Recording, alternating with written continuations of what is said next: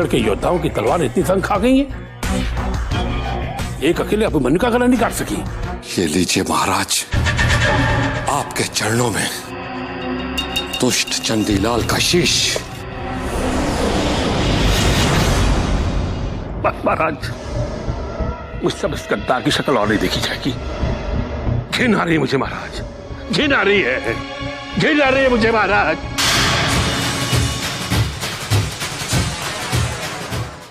ओए चंडी,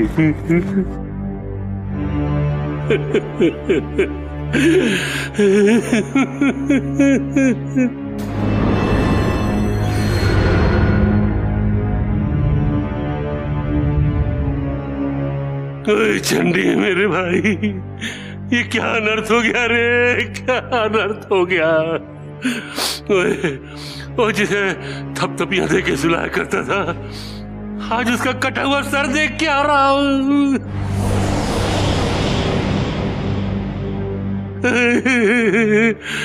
कंगाल हो गया मैं, लुट गया रे।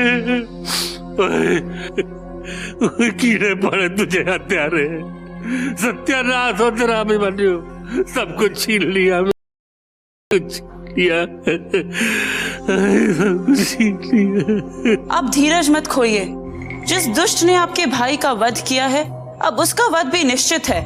आपकी आंख से निकले एक एक आंसू का बदला अब महाराज वीरेंद्र सिंह के दो महायोद्धाओं के शीश काट कर लिया जाएगा। नहीं बाजा, आज से हमारी योजना बदल गई है।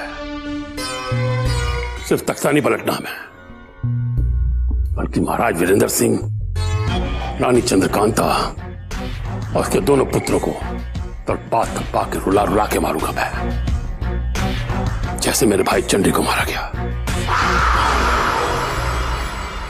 आप यदि आज्ञा दे महाराज, तो अंधेरा होते ही मैं उस अभिमन्यु का काम तमाम कर दूं, ताकि आज से ही हमारा बदला आरंभ हो जाए। कर्नल, कोई कदम जल्दबाजी में मत उठाना। अब उसकी मोटी गर्दन लोहे की तलवार से नहीं, बल्कि सियासत की कटार से काटेंगे। उसके बाद रानी चंद्रकांता और अंत में महाराज वीरेंद्र सिंह।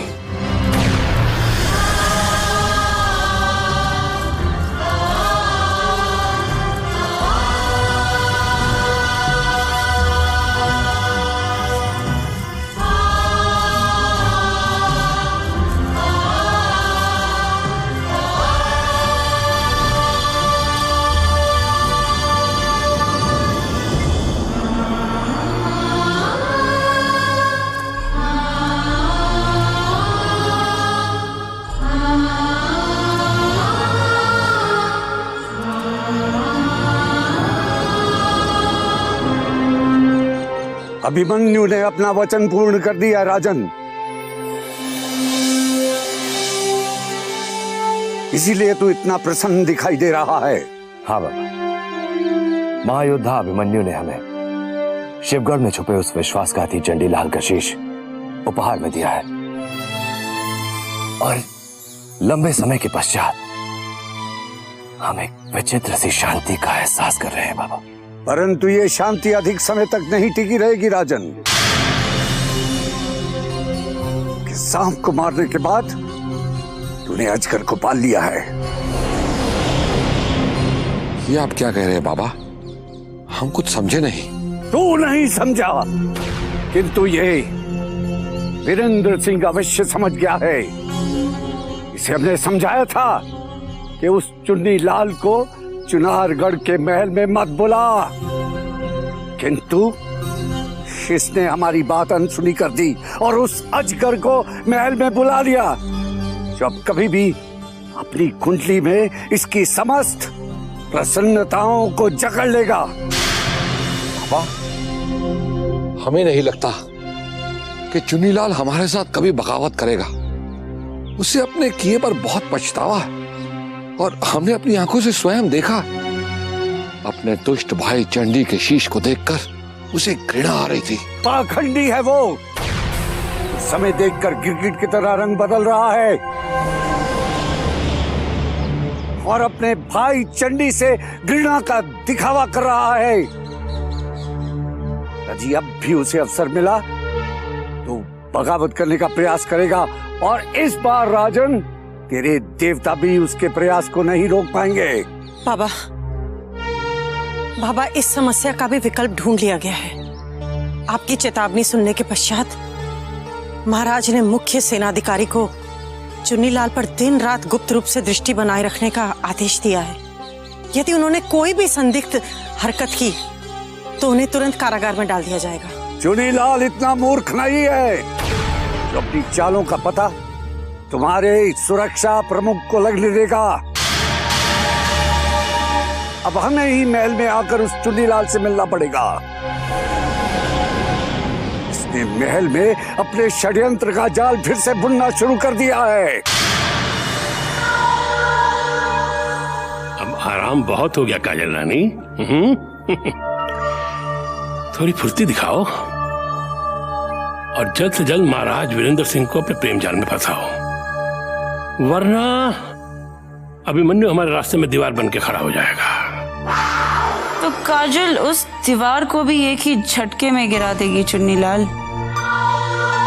जब स्त्री के सौंदर्य की शक्ति के आगे पहाड़ भी रेत की तरह ढेर हो जाते हैं, तो अभिमन्यु किस खेत की मूली है। आप चिंता मत कीजिए चुन्नीलाल, अति शीघ्र महाराज वीरेंद्र सिंह काजल के आगे पीछे भंवरे की तरह मंडराएंगे। हाय हाय। अरे जानू, हाँ, तुम्हारी इन यादाओं का चुन्नीलाल कायल है। बहुत खूब। बस एक बार महाराज के दिल में अपनी छवि बना लो, फिर चंद्रकांता की छवि धुंधली हो जाएगी और चुन्नीलाल चंद्रकांता के मन में शक का बीज बो देगा। और ऐसी दरार पैदा कर देगा कि देखते देखते वह गहरी खाई में तब्दील हो जाएगी। और दोनों के बीच गहरी खाई बनते ही हमारी सफलता के मार्ग स्वयं ही खुल जाएंगे। अब तुम्हारे भी सपने पूरे होने का समय आरंभ हो चुका है चुन्नीलाल, पर महाराज का तख्ता पलटने के पश्चात काजल को भूल मत जाना। हाय हाय, ये काजल के भूलने की चीज है जानू। अरे भाई, तुम हमारी हमराज ही नहीं, हमने वाला हम प्याला भी तो हो। और चुन्नी अपनों के साथ कभी धोखा नहीं करता जानो, कभी नहीं। अब काजल के रूप का काला जादू महाराज के सर चढ़कर बोलेगा चुन्नीलाल, और महाराज काजल के प्यार में पागल होकर सिंहासन तो क्या अपनी संतानों को भी भूल जाएंगे। ये मैं वचन देती हूँ। हमने महल से बाहर न जाने का वचन देकर कोई भूल तो नहीं कर दी है। पता नहीं हमें कब राजकुमारी किशोरी का कोई शुभ संदेश मिलेगा। पता नहीं कब तारा सिंह के सुरक्षित होने का कोई समाचार आएगा। तुमने बहुत देर कर दी युवराज।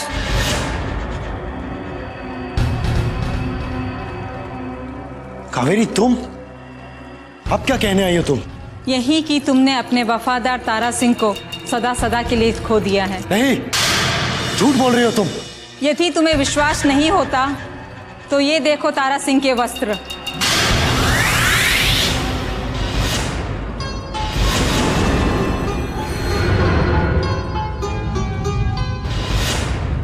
जो अभी भी उसके रक्त से रंगे हुए हैं।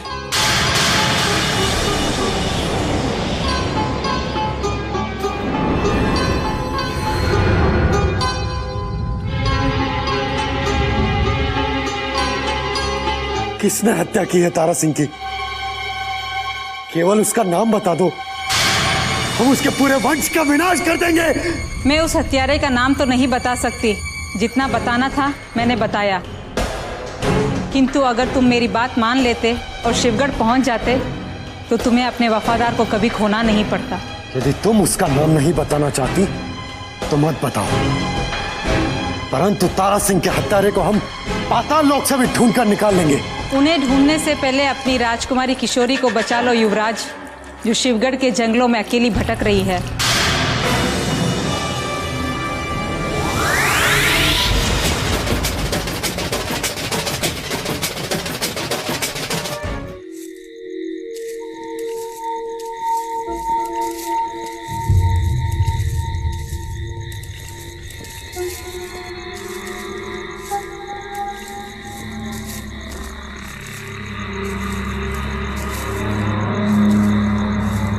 महादेवी को मंदिर में सुनैना की प्रतीक्षा में छोड़ कहीं हमने कोई भूल तो नहीं कर दी? इस अंधेरी रात में आगे का रास्ता भी दिखाई नहीं दे रहा है।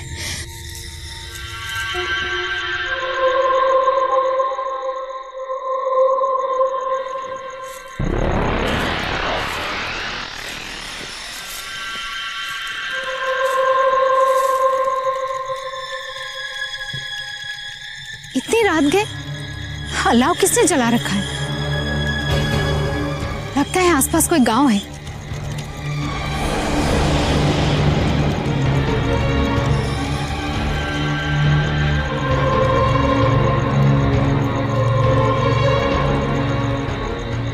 नहीं, हमें अलाव के समीप भी नहीं जाना चाहिए।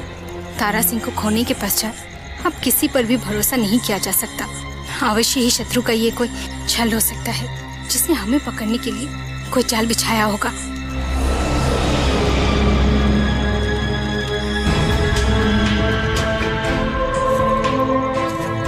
राजकुमारी किशोरी,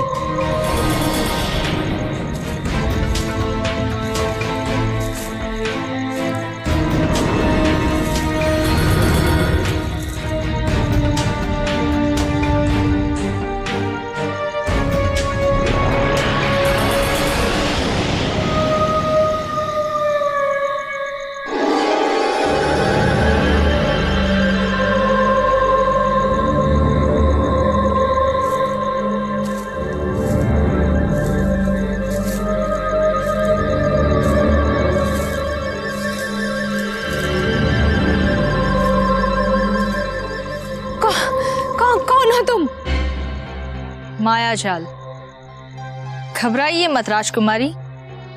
मैं आपकी शत्रु नहीं, बल्कि आपके शुभचिंतक हूँ। तुम हमें कैसे जानते हो? भला शिवगढ़ की राजकुमारी से कौन अपरिचित होगा राजकुमारी किशोरी? परंतु इस भयानक जंगल में आप अकेली क्यों आई हैं? क्योंकि अब हमने शिवगढ़ का महल छोड़कर विजयगढ़ का मार्ग अपना लिया है। वो तो आपका दुश्मन राज्य है राजकुमारी। जानते हैं, किंतु हम युवराज इंद्रजीत सिंह से प्रेम करते हैं और अब हम अपने कदम पीछे नहीं हटा सकते। अगर आपका प्यार सच्चा है तो मायाजाल अवश्य आपकी मदद करेगी। किंतु हम तुम पर कैसे विश्वास कर सकते हैं? यकीन कीजिए राजकुमारी, मैं आपकी मदद करूंगी। चिनारगढ़ की यह वफादार एक बार युवराज इंद्रजीत सिंह की मदद के लिए इस जंगल में आई थी। अब समझ लीजिए आपके लिए आई है। इसका मतलब तुम विजयगढ़ जाने का मार्ग जानती हो? आप निश्चिंत रहिए, मैं आपको सुरक्षित विजयगढ़ ले चलूंगी। अब देर मत कीजिए, चलिए।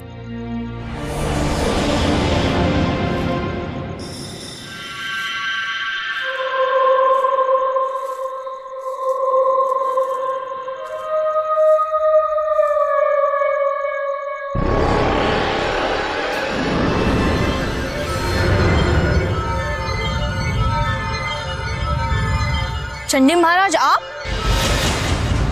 मैं चंडी महाराज नहीं हूँ।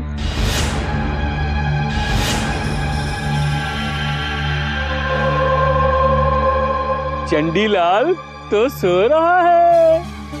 मैंने उसे अपनी पत्नी और अपनी बेटी के बगल में सुला दिया है। किंतु ये पागल हमें पहले भी मिल चुका है। किंतु इसने चंडी महाराज के वस्त्र क्यों पहने हुए हैं? इसलिए कि अब तुम्हारे चंडीलाल को इन वस्त्रों की आवश्यकता नहीं है। तुम कहना क्या चाहते हो? वही जो सारा संसार कहता है, जैसी करनी वैसी भरनी।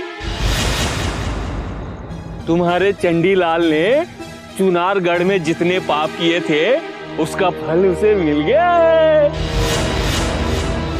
इसलिए उसका शीश उसके धड़ से अलग हो गया है।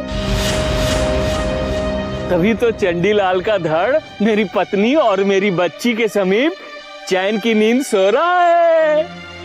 नहीं, ये नहीं हो सकता। चंडी महाराज को इतनी सरलता से कोई नहीं मार सकता। तो क्या मैं झूठ बोल रहा हूँ? देखो, इन वस्त्रों को मैं वहीं से उठा के लाया हूँ जहां वो हवन कर रहे थे। और हवन करते करते अचानक भागते भागते वो वहां पहुंच गए जहां चुनारगढ़ का एक महायोद्धा मौत बनके उसकी प्रतीक्षा कर रहा था। फिर दोनों में युद्ध हो गया। अंत में वो महायोद्धा चंडीलाल का शीश काट के अपने साथ ले गया और मैं धड़ लेके आ गया। अवश्य महायोद्धा अभिमन्यु ने ही चंडीलाल का वध किया होगा, अन्यथा कोई और उन्हें छू भी नहीं सकता था। यदि तुम्हें विश्वास नहीं होता तो चलो मेरे साथ, मैं चंडीलाल का धड़ तुम्हें दिखाता हूँ। आओ आओ, चलो, डरो मत, आओ ना, मैं हूं ना तुम्हारे साथ। हम किसी और संकट में नहीं पड़ना चाहते मायाजाल, हमें तुरंत अपनी मंजिल की ओर निकल जाना चाहिए। चलिए राजकुमारी जी।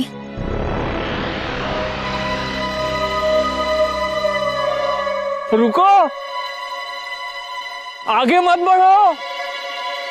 तुम दोनों विजयगढ़ की राह पे चल तो रही हो, लेकिन विजयगढ़ पहुंचना इतना आसान नहीं है।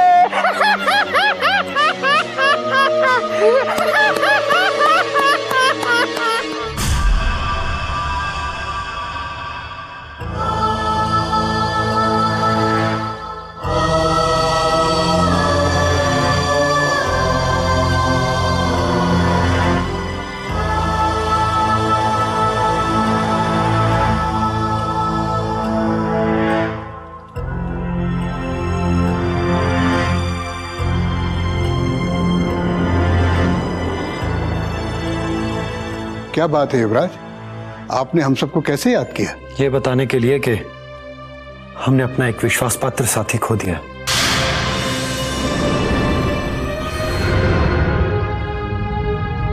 ये आप किसकी बात कर रहे हैं? हमारा मित्र और विश्वास पात्र, जिसे हम अब कभी नहीं देख सकेंगे। क्या हुआ तारा सिंह को? हमें कुछ समझ में नहीं आ रहा भैया। अब समझने के लिए बचा ही क्या है? तारा सिंह की हत्या हो चुकी है।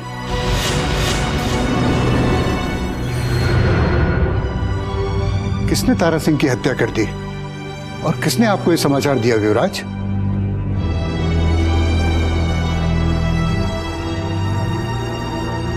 तारा सिंह के रक्त से भरे ये वस्त्र इस बात के साक्षी हैं कि शिवगढ़ के उन दरिंदों ने इतनी बेदर्दी से तारा सिंह की हत्या कर दी।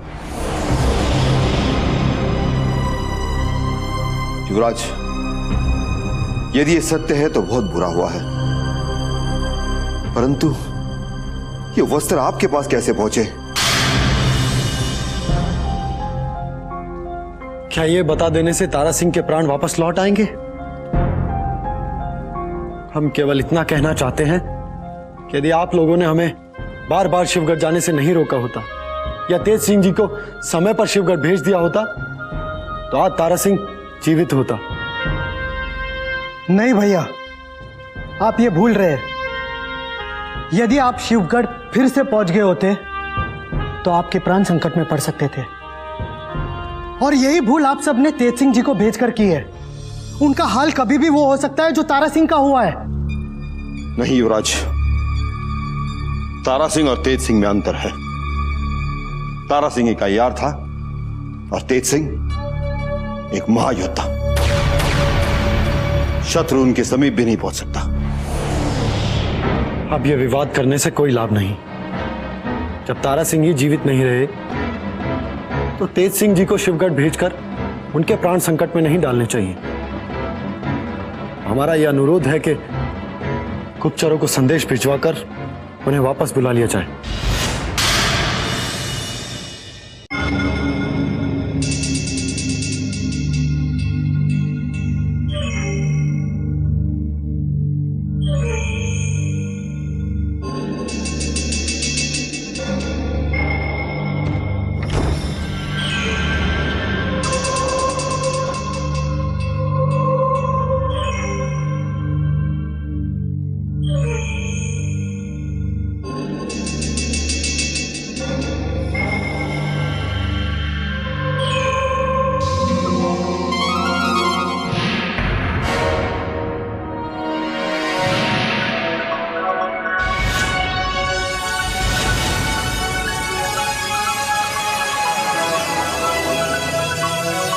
प्रणाम मान सिंह जी।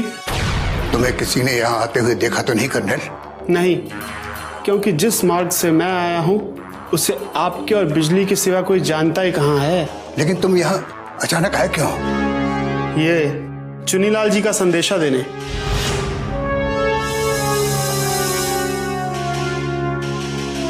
मान सिंह जी, हमने सोचा भी नहीं था कि हमारे प्रिय भाई की मौत अभिमन्यु के हाथों इस तरह होगी।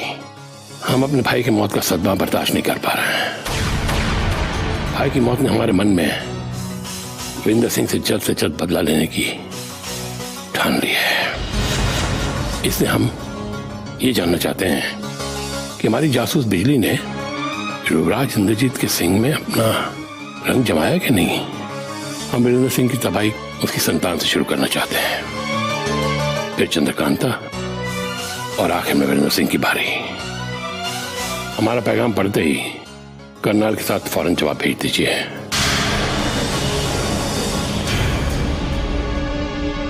चुन्नीलाल को हमारा संदेशा पहुंचा देना कि हमने उनकी योजना पर कार्य आरंभ कर दिया है और अति शीघ्र ही बिजली युवराज को अपने वश में कर लेगी।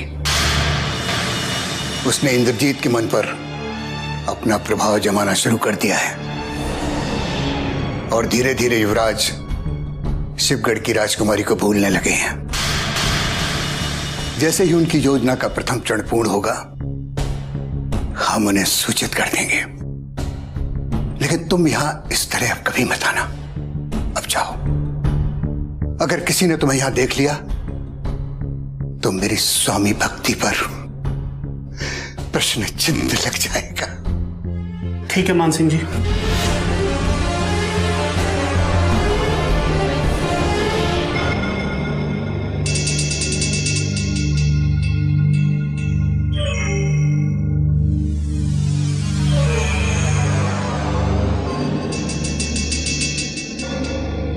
संग्राम सिंह, बड़े चिंतित लग रहे हैं आप। सब ठीक तो है ना? मान सिंह जी, अभी अभी हमने गलियारे में उस करनेल सिंह को जाते हुए देखा। करनेल सिंह को? ये भला कैसे हो सकता है? अरे करनेल सिंह का इस महल में भला क्या कार्य हो सकता है? हम भी यही सोच रहे हैं कि वो करनेल सिंह किससे मिलने आया था, और वो भी रात के वक्त चोरों के भांति। ये तो बहुत चिंता का विषय है। अगर वो आपसे मिलने नहीं आया, मुझसे मिलने नहीं आया, तो किससे मिलने आया था? और वैसे भी करनेल सिंह राजा वीरेंद्र सिंह के स्वामी भक्त शमशेर सिंह का बेटा है। उस पर संदेह? कूटनीति है संग्राम सिंह जी, कूटनीति। हमें हर किसी पर संदेह करना चाहिए, आपको हम पर और हमें आप पर। ये आप क्या कह रहे हैं मान सिंह जी? कूटनीति, कूटनीति यही कहती है संग्राम सिंह जी। हम इसकी समझ जांच करवाएंगे। हम इसका आदेश देते हैं कि इसकी पूरी जांच की जाए। ठीक है मान सिंह जी, परंतु हमें इसी समय हमारे दोनों युवराजों की सुरक्षा बढ़ा देनी चाहिए, ताकि कोई भी शत्रु उन्हें हानि नहीं पहुंचा सके।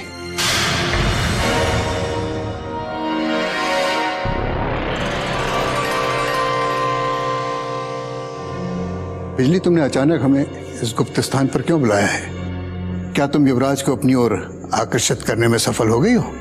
नहीं मान सिंह जी, किंतु हमें पूरा भरोसा है कि अति शीघ्र हम उन्हें अपने वश में करके आपकी योजना को सफल करने में सक्षम होंगे। फिर तुमने हमें यहाँ क्या कहने के लिए बुलाया बिजली? यही कि चुनारगढ़ में चुन्नी लाल जी पहुंच चुके हैं। हमें अभी अभी अपने गुप्तचरों से पता चला है। ये तो बहुत पुरानी बात हो चुकी है बिजली। उन्होंने नौगढ़ से चुनारगढ़ पहुंचने की सूचना हमें पहले ही पहुंचा दी थी, और अब तो उन्होंने काजल और कर्नैल सिंह को भी अपने पास बुला लिया है। किंतु आपने हमें क्यों नहीं बताया? हर बात बताने का एक समय होता है बिजली। हम नहीं चाहते कि हमारी मिली भगत का जरा सा भी संदेह संग्राम सिंह को हो। और चुन्नीलाल ने जो योजना बनाई है वो बीच में ही ध्वस्त हो जाए, और चुनारगढ़ और विजयगढ़ को हथियाने का जो हमारा सपना है वो भी बिखर जाएगा। बिजली और काजल के रहते आपके ये मधुर सपने कभी भी नहीं टूट सकते मान सिंह जी।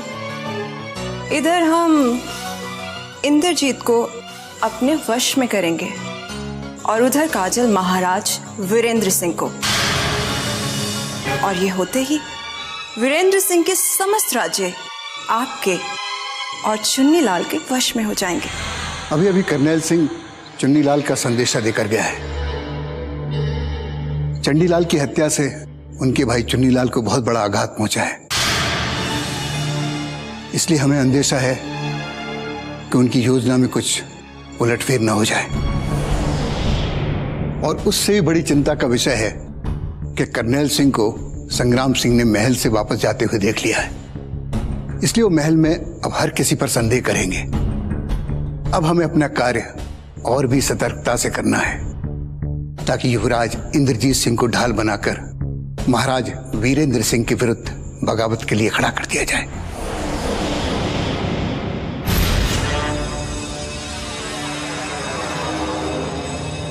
महाराज की जय हो। क्या बात है पद्मनी, तुम्हारे चेहरे पे ये चिंता की लकीरें कैसे दिखाई दे रही हैं? महाराज, कर्नैल सिंह महल से लुप्त हो गया है। गुप्तचरों ने सूचना दी है कि चुन्नीलाल और काजल से मिलने के पश्चात वो अचानक ही महल से बाहर चला गया और अंधेरे में कहीं खो गया। महल से बाहर निकलने के पहले उन्होंने किसी सुरक्षा रक्षक को भी सूचित नहीं किया? नहीं महाराज, मैंने महल के हर द्वार के हर सुरक्षा रक्षक से पूछकर देख लिया, परंतु उसने बाहर जाने के लिए किसी को कोई सूचना नहीं दी।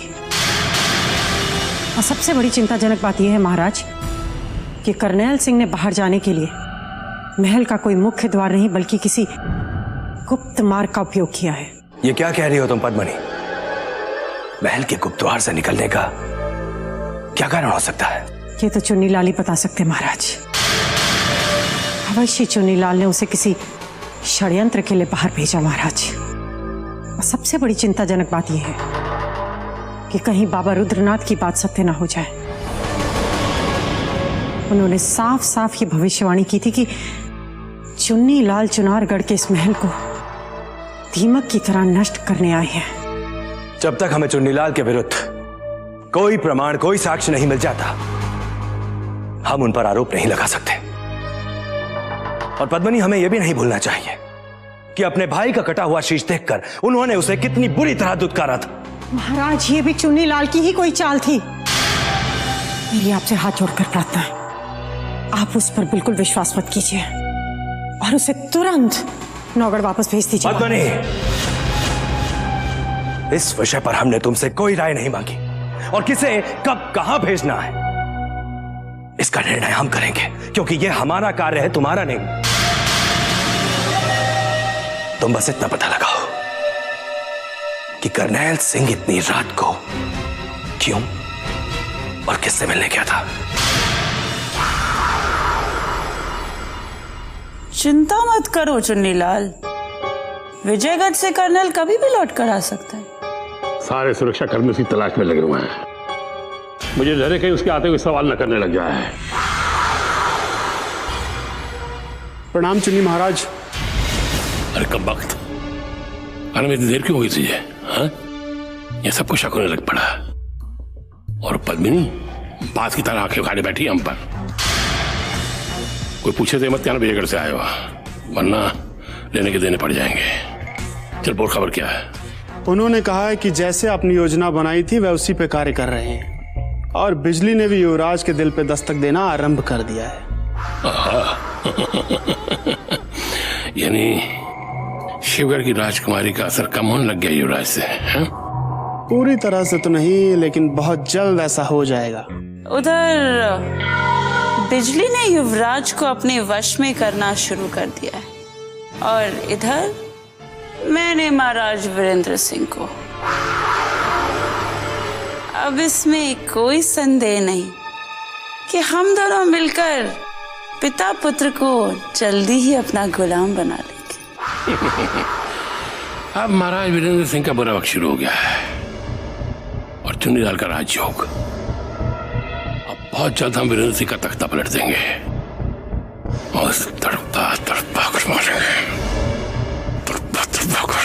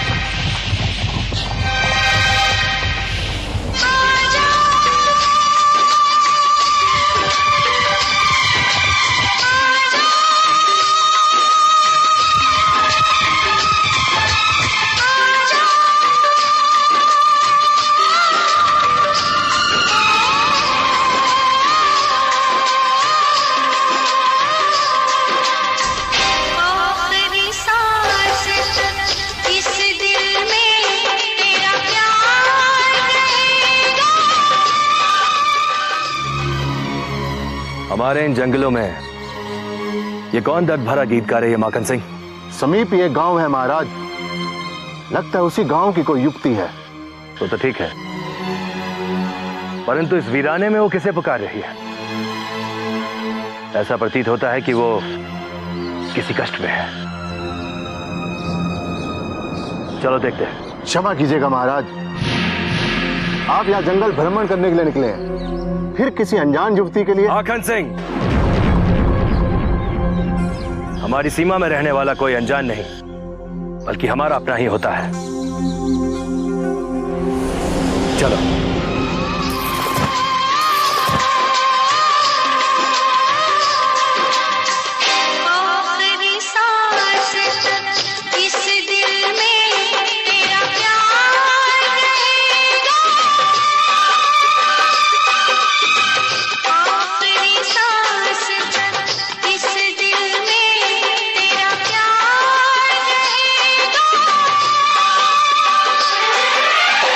जब तक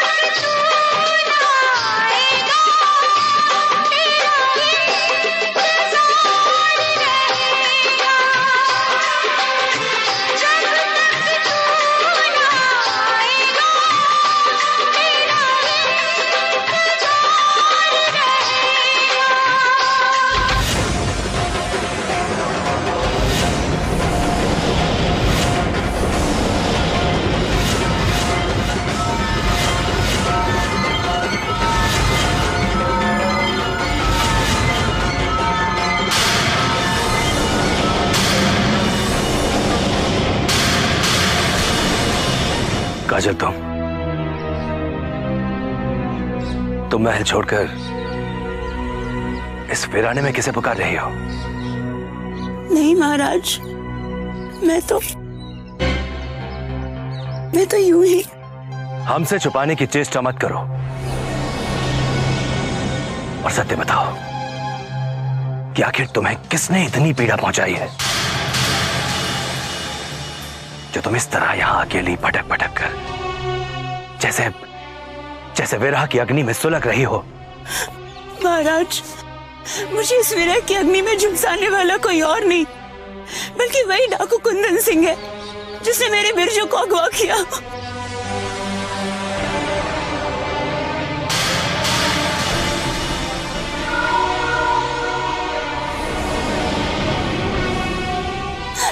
तो आप मेरी ये दुख भरी कहानी जानकर क्या कीजिएगा महाराज? काजल, तुम्हारे दुखों और कष्टों को दूर करना हमारा कर्तव्य है। शीघ्र बताओ कौन है बिरजू और उसे डाकू कुंदन सिंह ने किस वजह से अगवा किया है? महाराज, बिरजू मेरे लिए सब कुछ था। हम दोनों एक दूसरे से बहुत प्रेम करते थे, किंतु कुंदन सिंह को पता नहीं उससे क्या दुश्मनी थी कि उसने उसी दिन उसका अपहरण किया जिस दिन हम दोनों का विवाह होने वाला था।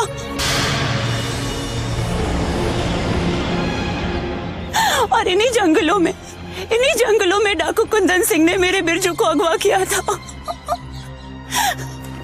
इसलिए मुझे जब कभी उसकी याद सताने लगती है तो मैं सब कुछ भूलकर यहाँ चली आती और अपने खोए बिरजू को रो रो कर खोजती रहती हूँ।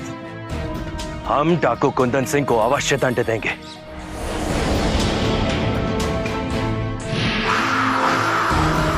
तुम निश्चिंत रहो काजल, हम तुम्हारी नाकों में अब दोबारा आंसू नहीं आने देंगे और तुम्हारा बिरजू जहां कहीं भी होगा अतिशीघ्र हम तुम्हारा उससे मिलन करवा देंगे।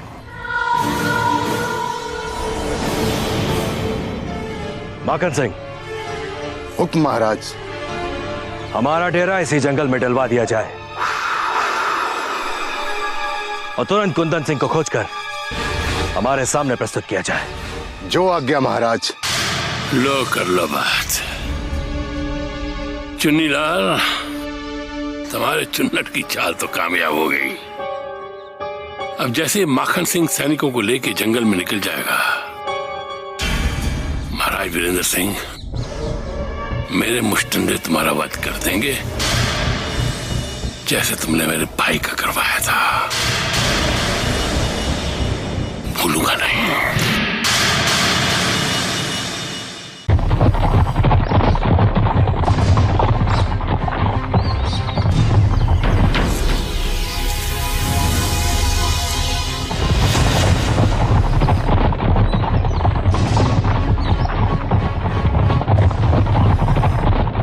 ठहरो, रुक जाओ, एक कदम भी आगे मत बढ़ाओ। कौन हो तुम और हमारे मार्ग में आने का साहस कैसे किया तुमने? पहले तुम बताओ कि इस ओर कहां दौड़े चले जा रहे हो? एक मैं ही तो हूँ जो सब भटके हुओं की सहायता करता हूँ। हम भटके हुए पथिक नहीं हैं, बल्कि महाराज वीरेंद्र सिंह के अंगरक्षक हैं अपरिचित। हट जाओ हमारे मार्ग से, हमें डाकू कुंदन सिंह को घेरने जाना है।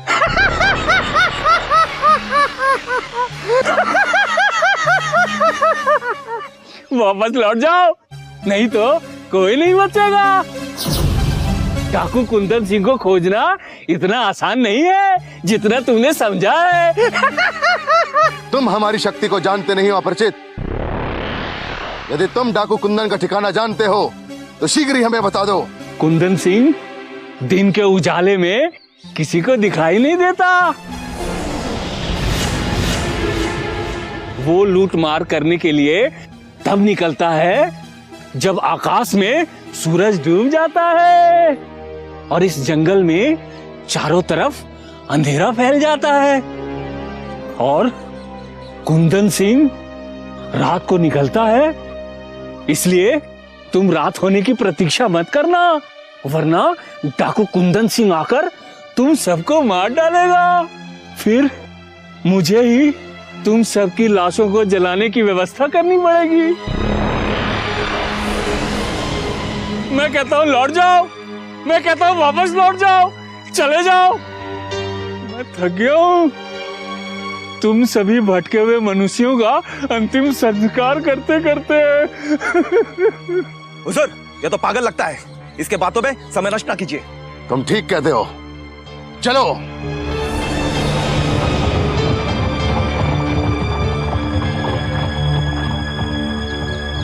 कोई नहीं बचेगा, सब मारा जाएगा।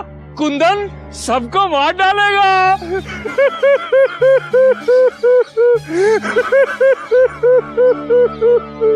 अब मैं इस जंगल में सूखी लकड़ियां चुनूंगा और तुम सबकी अर्थी सजा कर रखूंगा।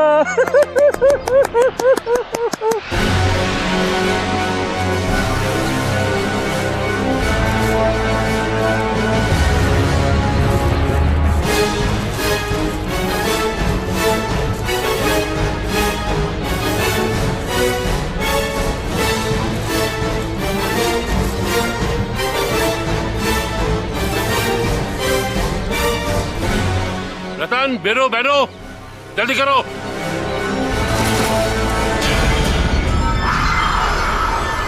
हुक्म कीजिए हुजूर, हम दासों का आज किसका वध करना है? महाराज वीरेंद्र सिंह का।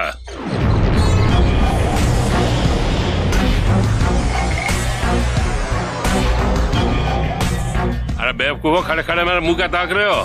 साफ सूंघ गया तुम्हें? महाराज का वध चुनारगढ़ के महल में नहीं बल्कि इन्हीं जंगलों में करना है। तो क्या महाराज वीरेंद्र सिंह महल से बाहर निकलने वाले हैं? बाहर निकल चुके हैं। आज मौका मिला मुझे बदला लेने का। अब जल्दी करो, कहीं खिसक ना जाए वो। चलो चलो, चलो।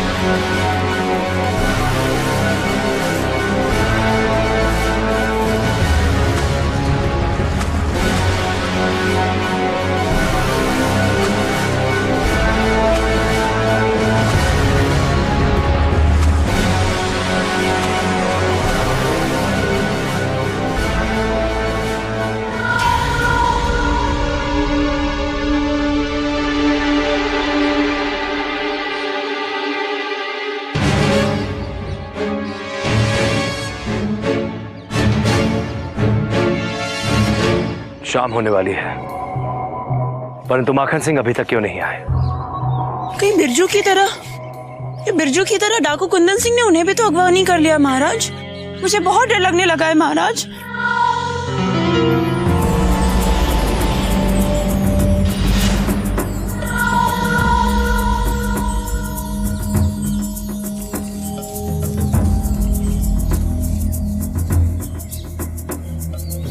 हमारे होते हुए तुम्हें डरने की आवश्यकता नहीं है काजल।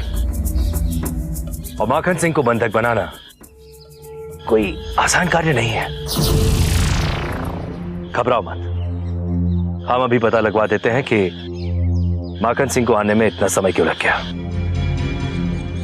सैनिकों, हुकुम महाराज। जाकर के पता लगाओ कि माखन सिंह सैनिकों के साथ कहां है। क्षमा करें महाराज, आपको अकेले छोड़कर जाना उचित नहीं होगा। उचित और अनुचित के विषय में हमें मत बताओ, तुरंत हमारे आदेश का पालन करो। जी महाराज।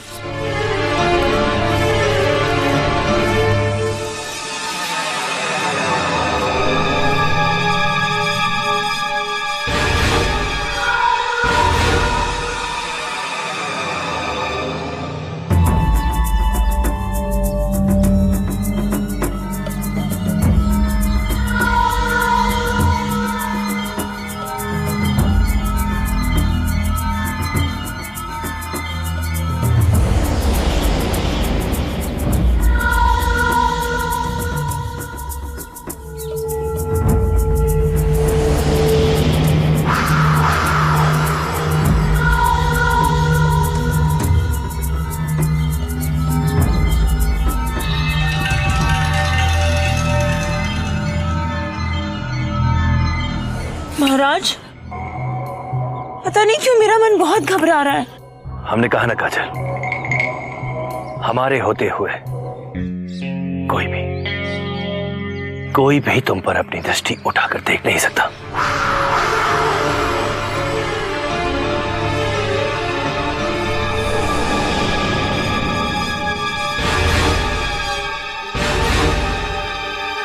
आपका मन कितना विशाल है महाराज, जो आपने मेरे लिए अपने समस्त सैनिकों को उस दरिंदे की खोज में भेज दिया जिसने मुझसे मेरे बिरजू को छीना था।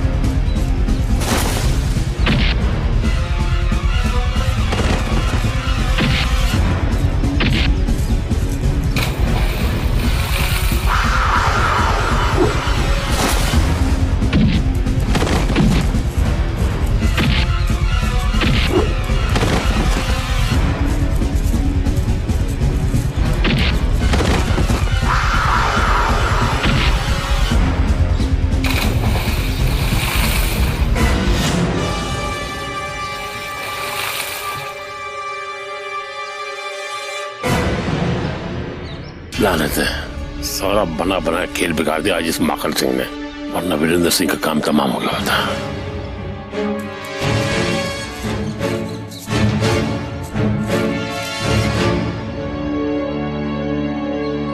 कौन थे शत्रु और किसने इन्हें हमें मारने के लिए भेजा होगा?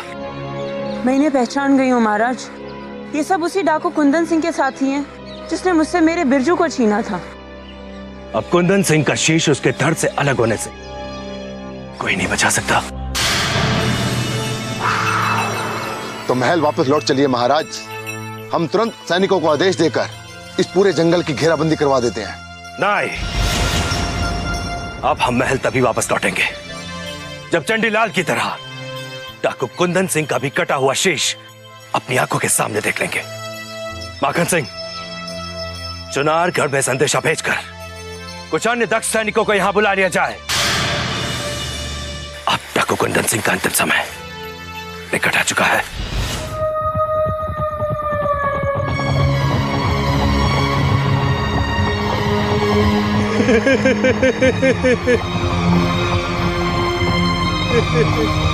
डाकू कुंदन सिंह, अंधेरा होते ही भेड़िया मान से निकल गया है।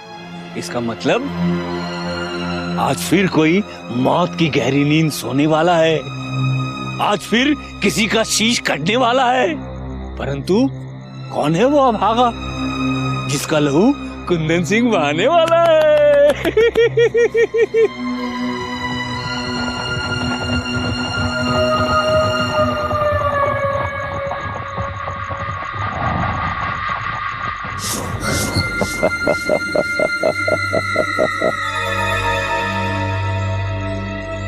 चोटी की कसम। अरे ओ कबीरा। हुकुम सरदार। देख तो, देख किसमें इतनी हिम्मत आ गई, हमारे इलाके में आके डेरा जमाए बैठे हैं। हाँ किसकी मौत आ गई है जो उसे कुंदन सिंह के समीप ले आई है? कसम भवानी की सरदार, जरूर कोई अभागा ही होगा जिसे डाकू कुंदन सिंह के खौफ का अंदाजा नहीं, वरना ये आपके इलाके में डेरा डालने की हिम्मत नहीं करता सरदार। तो फिर ठीक है, हम ही उसे लूट कर उसका काम भी तमाम कर देते हैं। वाह रे कुंदन सिंह, वाह वाह, तेरी तकदीर देख, तेरे ही दरवाजा खटका नहीं आई है। चलो साथियों, तैयार हो जाओ। सरदार। अब क्या हुआ कबीरा? सरदार वो देखिए, शाही सैनिक डेरे पर पहरा दे रहे हैं।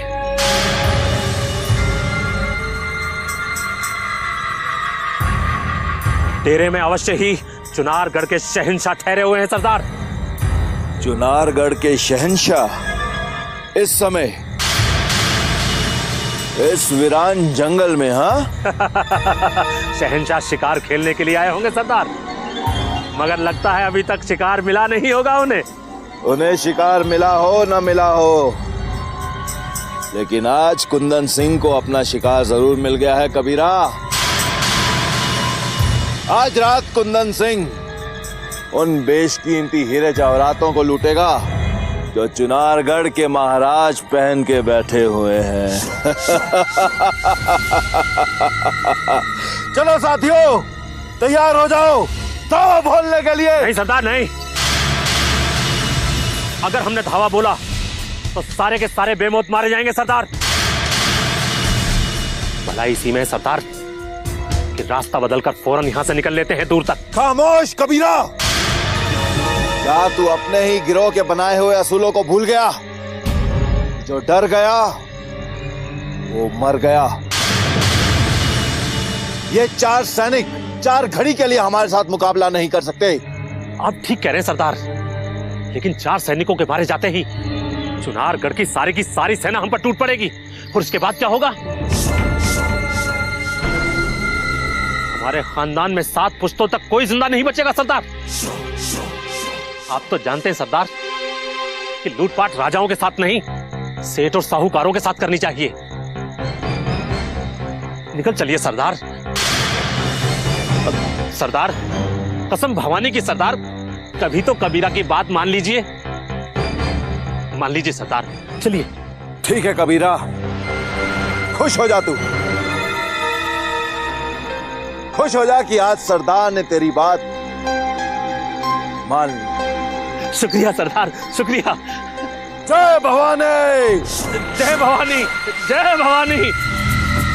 चलो साथियों, इससे पहले कि चुनारगढ़ के सैनिकों की नजरें हम पर पड़े, हमें यहां से गायब हो जाना चाहिए। जय भवानी।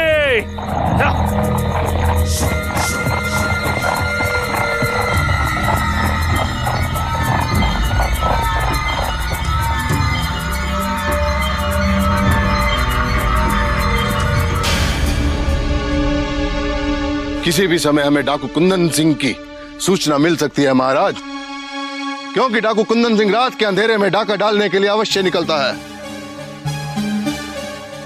आधी रात बीत चुकी है माकन सिंह, मगर हमारे गुप्तचर अभी तक डाकू कुंदन सिंह के दिखाई देने का कोई समाचार लेकर नहीं आए। हमारे गुप्तचर सूचना लेकर नहीं आएंगे महाराज, क्योंकि जैसे ही वे डाकू कुंदन सिंह को देखेंगे, इसकी सूचना हमें स्वयं ही मिल जाएगी। कैसे? कुंदन को देखते ही हमारे गुप्तचर नगाड़े बजा बजा कर यह संकेत भेज देंगे कि डाकू कुंदन किस दिशा से चला आ रहा है। मैंने ये योजना इसलिए बनाई है कि सूचना भेजने में समय नष्ट ना हो और नगाड़ा बजने की दिशा में हम तुरंत जाकर डाकू कुंदन सिंह को घेर सके। हम तुम्हारी इस योजना से अति प्रसन्न हुए माकन सिंह, और अब हमें यह आस होने लगी है कि अति शीघ्र हम उस डाकू को दंड देने में सफल हो जाएंगे जिसने काजल की आंखों में विरह के आंसू भरे हैं।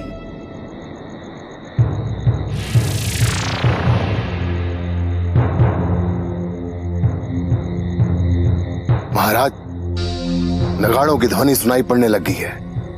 हमारे गुप्तचरों ने कुंदन को देख लिया है। अब आज्ञा दीजिए। चलो सैनिकों।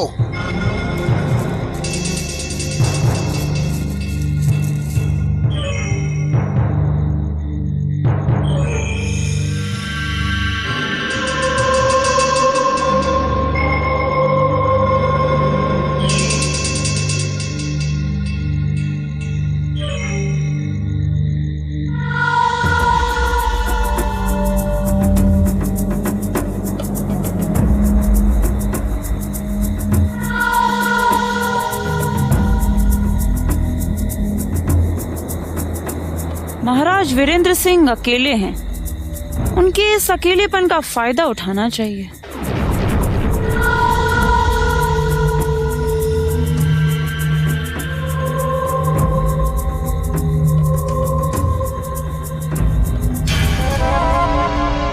काजल, तुम अभी तक सोई नहीं? महाराज, बिरजू की याद और कुंदन के भय ने मेरी आंखों से मेरी नींद भी छीन ली है। चिंता मत करो, अब अतिशीघ्र बिरजू तुम्हारे पास आ जाएगा और उस डाकू को भी उसकी करनी का फल मिल जाएगा। फिर तुम्हारी सारी पीड़ा का अंत हो जाएगा।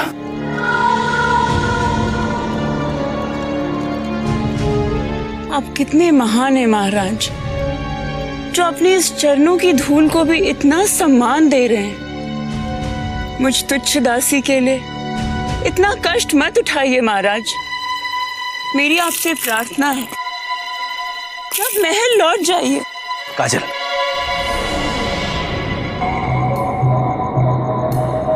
तुम्हारे कष्टों को दूर किए बिना हम महल का सुख कैसे प्राप्त कर सकते हैं काजल? क्योंकि प्रजा का दुख मिटाए बिना राजा को सुख प्राप्त करने का कोई अधिकार नहीं है। आप मनुष्य नहीं, देवता है महाराज। मुझे अपने कदमों में स्थान देकर मेरा उद्धार कर दीजिए। मैं सदा आपके कदमों की धूल बनकर रहना चाहती हूँ।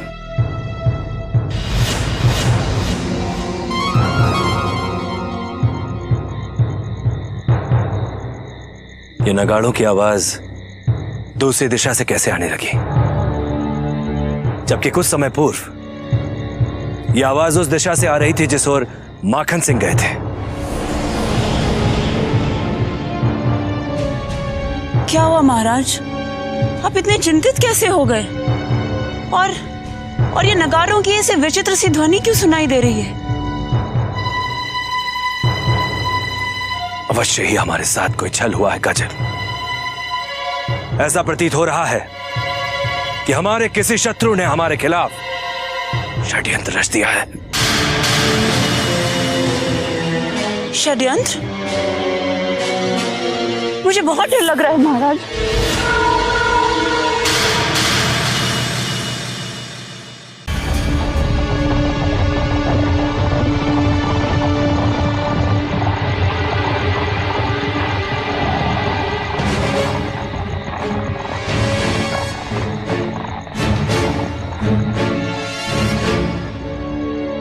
दूर दूर तक ना हमारे गुप्तचर दिखाई दे रहे हैं और ना ही डाकू कुंदन सिंह। पता नहीं सब के सब कहां चले गए हैं। लगता है डाकू कुंदन सिंह कहीं दूर निकल गया है। अब आगे बढ़ने से कोई लाभ नहीं, हम अपना मार्ग भटक गए हैं। अवश्य डाकू कुंदन सिंह किसी दूसरे मार्ग से निकल गया है। अब इस मार्ग से आगे जाना उचित नहीं। चलो हम भी अपना मार्ग बदल देते हैं।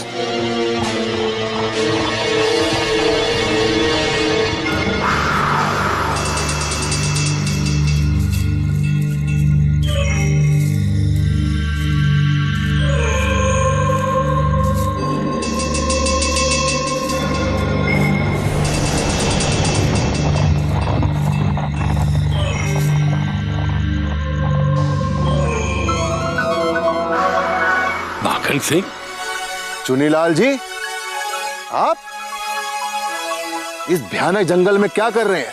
अरे माखन सिंह, तुम भी इतनी रात के इसी जंगल में किसी को तलाश कर रहे हो?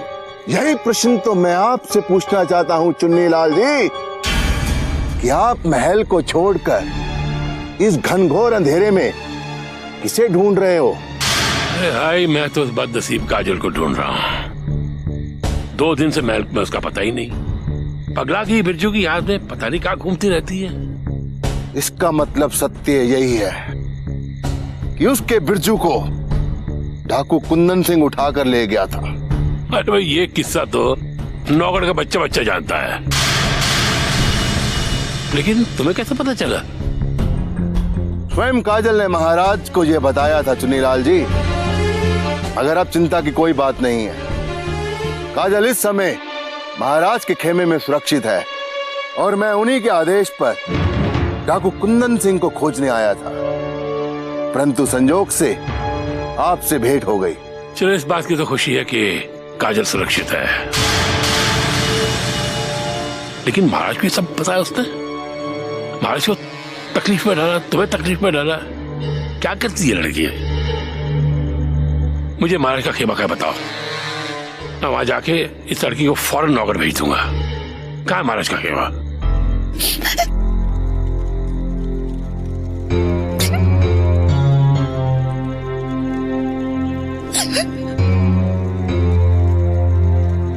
काजल, ये क्या?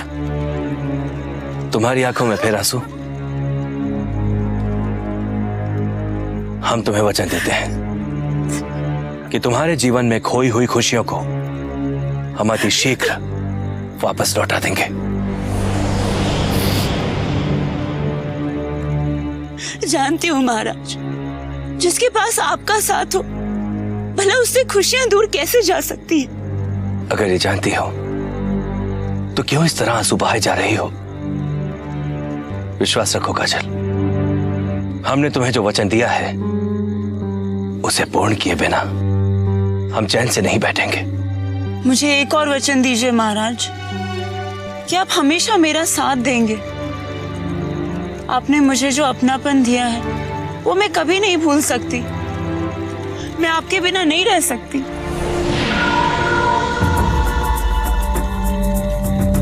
काजल, स्वयं को संभालो। हम तुम्हारा साथ दे तो रहे हैं। मुझे जीवन भर का साथ चाहिए महाराज। जब से आपको देखा है, आपकी पूजा करने का मन करता है। बस आपको देखते रहने की इच्छा होती है। काजल, ऐसा मत कहो काजल, ऐसा मत कहो काजल। हम ठीक है महाराज, यदि मुझे वचन नहीं दे सकते तो मत दीजिए, किंतु अपने मन के मंदिर में जगह दे दीजिए। मैं मृत्यु का वरण कर सकती हूँ, किंतु आपको अपने मन के मंदिर से नहीं निकाल सकती, कभी नहीं निकाल सकती।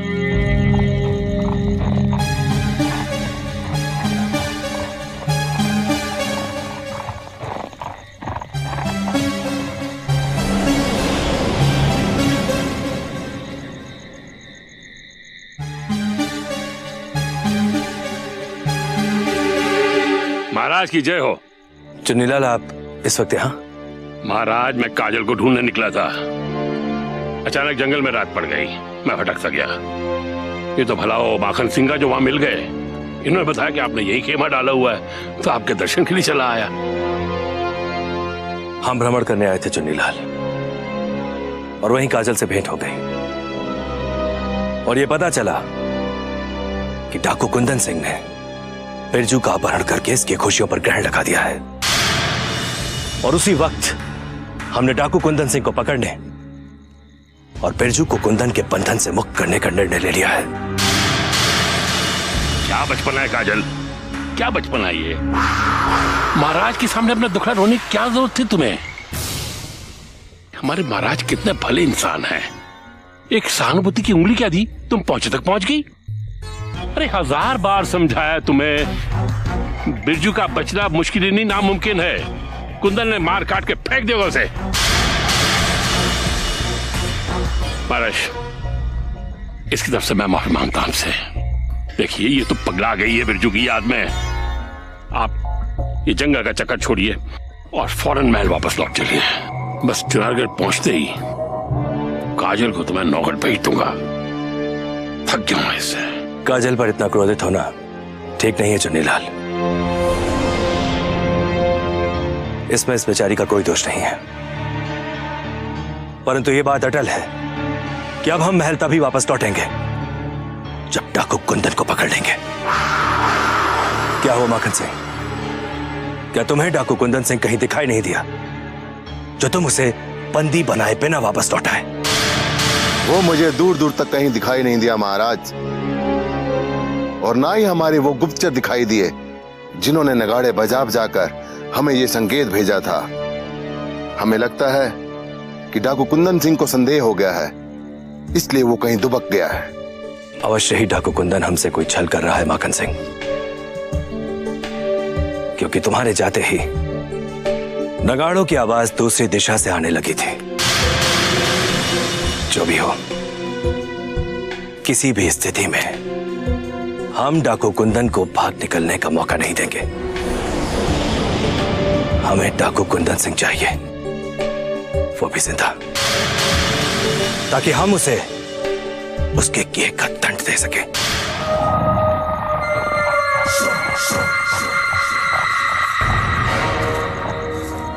वीरा, हमार आग जो देखी रही तुहार आग भी वही देखी रही है का? हाँ सरदार, सामने से तो दो छुकरियां आती नजर आ रही हैं सरदार, मगर कसम भवानी की ये समझ में नहीं आ रहा कि वो दोनों हैं कौन। कसम है चुटिया की कबीरा, वो का पता तो हम लगा ही ले, पर ही दो छोकरिया को देख के हमार मन में भी धड़क धड़क हो ही रही है। हाँ, चलो रे पकड़ो इस छोकरिया को, चल। जय भवानी, जय भवानी।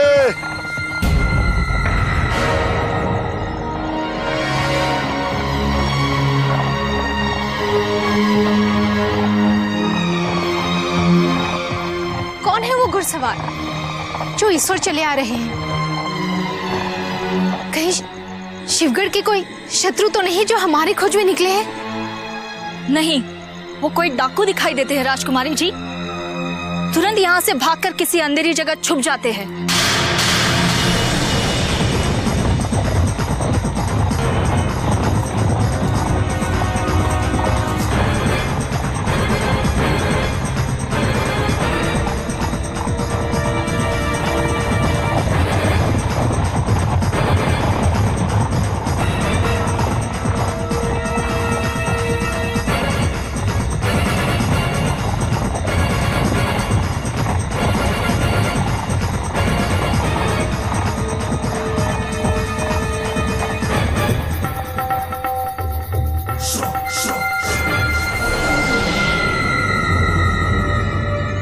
कसम है चुटिया की कबीरा, कहाँ चली गई वो दोनों छोकरिया?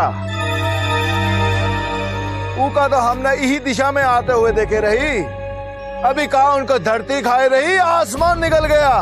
वो दोनों छुकरिया आई तो इधर ही थी सरदार, मगर लगता है अंधेरे का फायदा उठाकर यहीं कहीं छिप गई हैं।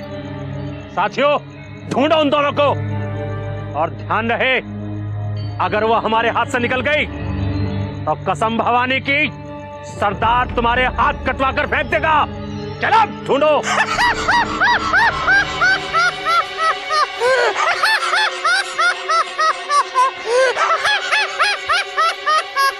कौन है बे? किसका हिम्मत है जो हमारे सामने आके हंसी रही? सामने आओ तो। लगता तो कोई जाना पहचाना हुआ ही है सरदार। पहचानो पहचानो, कौन हूं मैं? क्या अभी भी शिवगढ़ और चुनारगढ़ के इस इकलौते सम्राट को तुमने नहीं पहचाना? डाकू सम्राट कुंदन सिंह।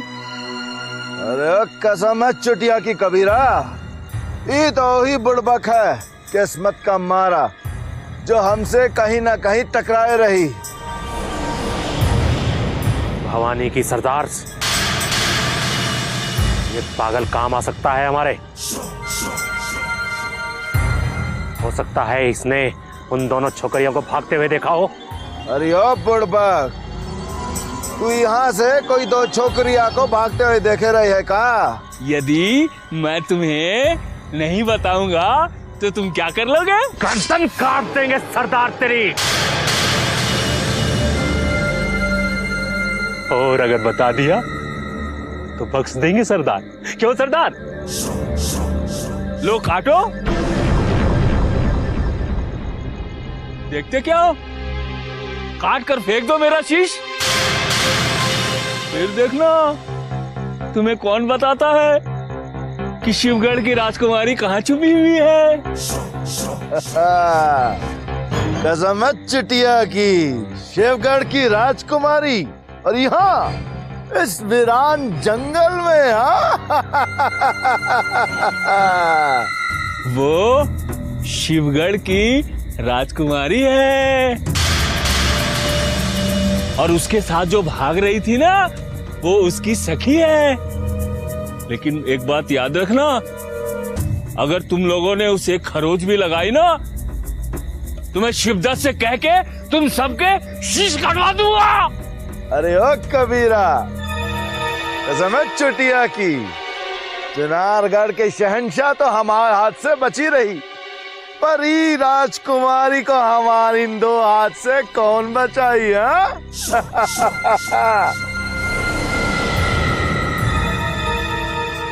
लगता है हमार किस्मत जोरों पे रही। तभी उसको यहाँ भेज दे रही कि हमार रानी बन जाए।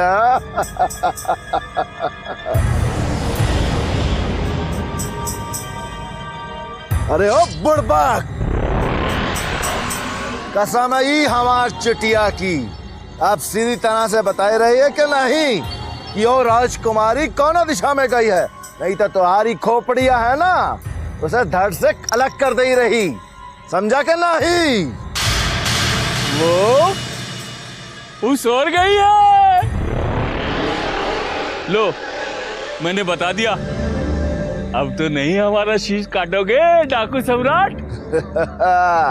कसम है इस चुटिया की, ये डाकू राजा का धड़ अलग कर सकी, पर तुहार रंग को दिया हुआ वचन नहीं तोड़ सकी। जा, छोड़ दिया हम तेरे को। चलो,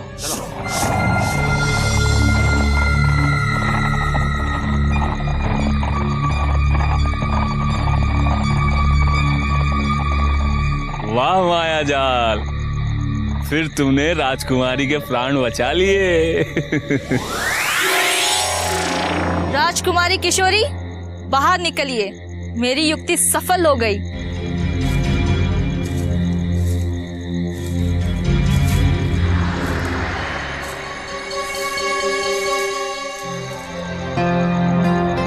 तुम जैसी अनजान सखी पर हमें गर्व है मायाजाल। अब हमें विजयगढ़ की ओर तुरंत निकल जाना चाहिए, वरना डाकू या शिवगढ़ के किसी शत्रु की नजर हम पर फिर से पड़ सकती है।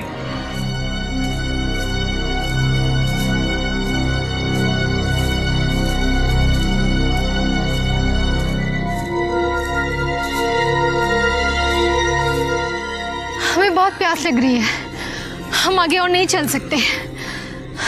थोड़ा सांस और रखिए राजकुमारी, बस कुछ ही दूर और चलेंगे तो हम विजयगढ़ और चुनारगढ़ की सीमा पर पहुंच जाएंगे। हमारा कंठ प्यास से सूख गया है, कहीं से हमें पानी लाके दो।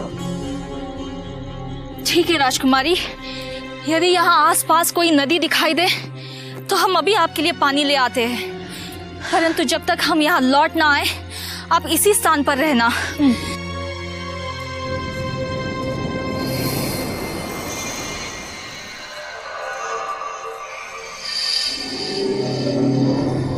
हे ईश्वर, बस एक बार युवराज इंद्रजीत से मिलन करवा दे, फिर चाहे तुरंत अपने पास बुला ले।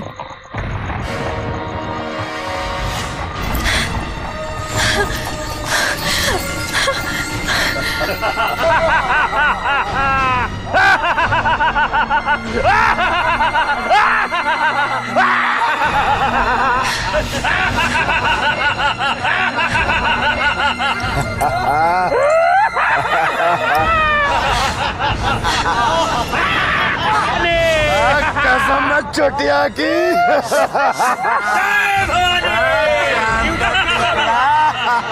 कसम है चोटिया की कबीरा, ये वो चांद का टुकड़ा रही जी का हम ढूंढे रही।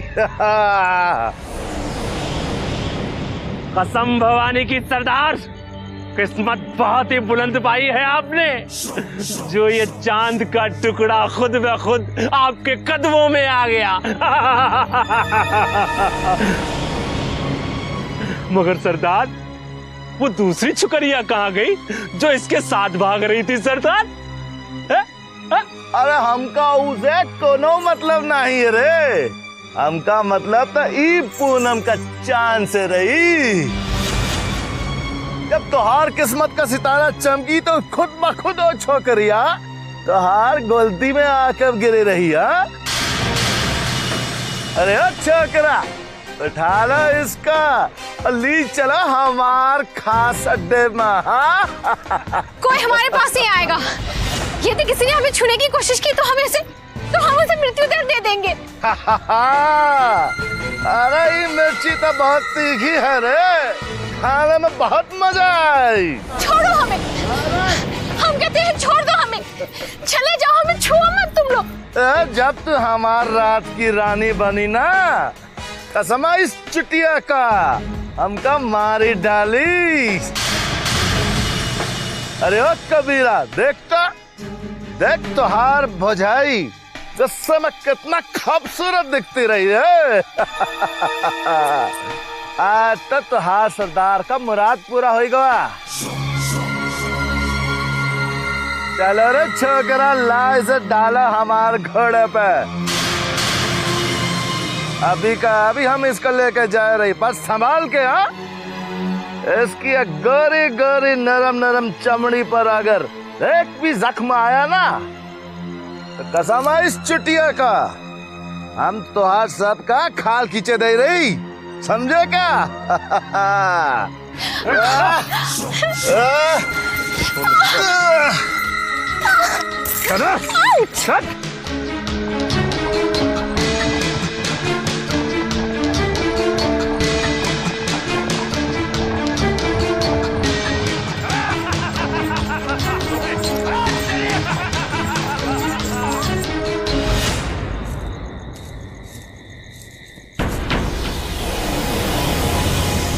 ये तो अनर्थ हो गया। राजकुमारी को डाकू उठाकर ले गए। अब इस जंगल में मेरी सहायता कौन करेगा? लगता है अब राजकुमारी की मदद के लिए मुझे सुबह की प्रतीक्षा करनी होगी, क्योंकि सुबह के उजाले में ही मैं घोड़ों के पैरों के निशानों के सहारे डाकुओं तक पहुंच सकती हूँ।